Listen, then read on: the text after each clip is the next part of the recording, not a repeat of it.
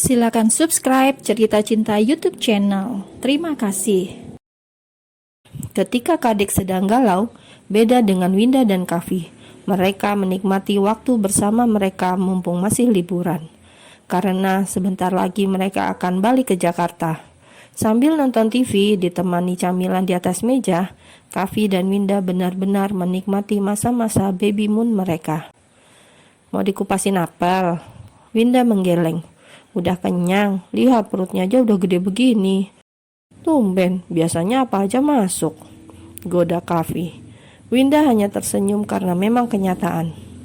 Enggak, sumpah udah begah banget, kenyang banget rasanya.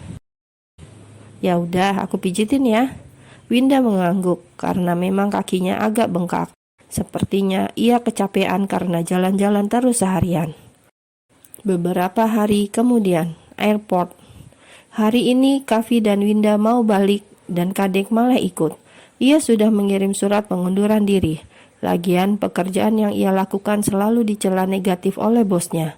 Sepertinya ia harus mencari pekerjaan baru. Saat mereka sedang menunggu untuk boarding pass, ponsel Kadek berdering. Namun tidak mau ia angkat karena mereka sudah sepakat untuk melupakan kejadian malam itu. Sesaat kemudian sebuah pesan masuk. Aku sudah melihat surat pengunduran dirimu. Aku dengar hari ini kau meninggalkan Bali. Apa karena aku? Kadek menghela nafas panjang lalu mengetik pesan balasan. Bukan, jangan terlalu percaya diri, balas Kadek jengkel. Di dalam ruang kerjanya, Yudhistira mengambil surat pengunduran diri Kadek lalu melemparnya ke tong sampah. Pergilah, lagian siapa kau yang bisa mengusik hidupku? Gumam Yudhistira kesal. Setelah menempuh perjalanan udara 2 jam lebih, Bali, Jakarta, akhirnya mereka bertiga sampai di Bandara Suta. Lo nginep di rumah kami saja, Kavi nggak apa-apa kok. Enggak, gua nggak mau ngerepotin. Kavi langsung menyela. Di rumah kami saja, sekalian temani istriku yang hamil tua ini. Maaf selalu merepotkan. Jangan begitu, kita kan bestie, canda Winda. Winda sekarang terlihat ceria. Semenjak ia hamil, ia jadi sering tersenyum. Apalagi kalau dekat Kadek, bibirnya selalu sumringah. Itu yang membuat Kavi senang, karena melihat istrinya bahagia. Tanpa tekanan apapun, bisa jadi diri sendiri ketika dekat dengan teman baiknya itu. Kediaman Kavi. Begitu mereka tiba, langsung disambut oleh Bi Inah dan suster. Rumah sangat sepi tanpa Pak Sutri itu. Win, rumah lo gede juga, celetuk Kadek. Rumah suami gue, Dek. Bukan, ini rumah Winda, aku cuma numpang, sela Kavi yang ikut nimbrung. Ya iyalah rumah Winda, meski yang bekerja Kavi, tapi semua aset sudah diubah atas nama Winda. Ya, mungkin karena Kavi sudah terlanjur bucin pada istrinya itu. Winda hanya tersenyum tipis melihat gombalan Kavi. Anggap rumah sendiri ya, Dek. Kalau butuh apa-apa, minta tolong sama Bibi. Jadi ngerepotin, nyantai aja. Bali. Ketika Kadek sedang di Jakarta untuk menenangkan diri, hati, dan pikiran, ada sekeping hati yang sedang dilanda gelisah. Yudhistira tidak bisa konsentrasi dalam bekerja. Sepertinya ini karena Kadek. Samar-samar bayangan malam itu kembali terlintas dalam pelupuk mata. Untuk apa aku memikirkan gadis itu? Yudhistira pun mencoba fokus pada pekerjaan, tapi malah merasa jengkel sendiri. Hingga malam ia baru pulang. Sampai di rumah pun ART malah kena marah-marah. Pria itu uring-uringan tidak jelas akhir-akhir ini setelah Kadek mengundurkan diri. Ditambah putrinya yang tidak pulang. Katanya malah ingin tinggal bersama mamanya ikut ke Los Angeles. Pulang, papa bilang pulang sekarang, sentaknya di telepon. Sorry pak, aku mau ikut mama. Hani, dengarkan papa. Nanti aku kabari papa kalau kami sudah tiba di Los Angeles. Hani, teriak Yudhistira jengkel. Lengkap sudah penderitaan duda kesepian itu. Tidak punya istri, pacar, anak. Hidupnya seketika terasa kosong. 1 bulan kemudian, Global Toursign Groups. Kadek sedang duduk di meja kerjanya. Ia sekarang menjadi bawahan Bu Venita. Temui klien kita, harusnya bersama dengan saya. Tapi saya ada pertemuan yang lebih penting. Kamu dari Bali kan? Sepertinya akan cocok karena proyek kita akan dikembangkan di sana. Baik, Bu.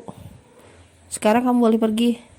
Baik, ucap Kadek kemudian menundukkan wajahnya sedikit lalu mengucap permisi. Beberapa jam kemudian, di sebuah ruangan tertutup, Kadek sedang memeriksa semua berkas yang akan dipresentasikan di depan klien dari Bali. Berkali-kali ia memeriksa untuk meminimalisir kesalahan. Ia sampai tidak sadar seorang pria membuka pintu dengan suara pelan. Sepertinya pria itu sengaja melakukannya. Kadek baru tersadar ketika pria berjas hitam dengan kemeja biru laut duduk di depannya. Astaga, nama kliennya kan Pak Ketut, mengapa malah dia? Mata Kadek terbelalak. Ia kaget melihat duda yang ada di depannya. Kenapa Bapak di sini? Yudhistira kemudian mengeluarkan berkas dari tasnya. Kemudian sebuah benda lagi dari dalam sakunya. Ini perjanjian kerja dan ini perjanjian pernikahan. Mata Kadek terbelalak ketika Yudhistira membuka kotak cincin bermata berlian asli dari Afrika. Bapak, jangan main-main dengan saya. Saya sedang bekerja, main profesional. Terang Kadek sok cool, padahal hatinya sudah jedak-jeduk kocar-kacir tak karuan. Aku terlalu tua untuk sebuah permainan, kau tahu Kadek? Aku suka to the point, langsung pada intinya. Sekarang jawaban ada padamu, iya apa tidak? Iya apanya? Tanya Kadek terbata. Yudhistira kemudian menarik tangan Kadek paksa. Pakai ini, lalu menikah. Astaga, Kadek membekap mulutnya. Ia menarik tangannya keras. Kau harus tanggung jawab, sebab aku tidak bisa melupakan malam itu. Ucap Yudhistira kemudian berjalan memutari kursi. Ketika sudah di samping Kadek, ia langsung merengkuh pinggang gadis tersebut. Kadek panik, matanya menatap CCTV di sudut ruangan. Apa yang Bapak lakukan? Bisik Kadek panik. Melakukan apa yang ingin aku lakukan? Cup. Kaki Kadek seketika lemas. Ya, aku kalah. Batin Kadek kemudian memejamkan mata, menikmati sensasi yang sangat berbeda, membuat jiwanya bergejolak, dan sepertinya kalau begini ia ingin cepat-cepat menikah. Malam hari, kediaman Kavi. Mau kemana? Winda menatap Kadek dari atas sampai bawah. Kamu ini kepo banget sih sayang, biarin juga dia main. Gak kasihan apa? Anak gadis jomblo di dalam rumah terus, ini juga malam minggu. Celetuk Kavi kemudian merangkul Winda tanpa peduli ada Kadek. Kadek hanya menggeleng pelan, melihat pemandangan yang selalu mengusik hatinya itu. Gue juga mau seperti kalian, udah ya Win? Gue mau candlelight dinner sama calon gue. Dengan percaya diri, Kadek membetulkan poni. Ia hendak pamer cincin berlian di jarinya. Cincin dari siapa itu? Winda histeris membuat Kavi langsung memeluknya erat. Udah, duduk sini, ucap Kavi. Sayang, aku mau wawancara Kadek dulu. Maaf ya, gue telat, bye. Kadek buru-buru pergi, sengaja membuat Bumil penasaran. Beberapa bulan kemudian. Bali, Dede. Kemarin nolak, sekarang klepek-klepek. Ledek Winda yang sudah cantik dengan gaun pesta. Perutnya yang besar membuat ia tambah seksi abis. Pagi ini adalah acara pernikahan Yudhistira dan Kadek, diselenggarakan di Bali. Kita nggak tahu jodoh kita siapa, Win. Kadek membela diri. Ia berputar-putar di depan kaca, melihat betapa anggunnya dia dengan balutan baju pengantin dari sutra pilihan tersebut. Ngeles aja loh, BTW selamat ya. Makasih Win, terima kasih karena sudah support gue selama ini.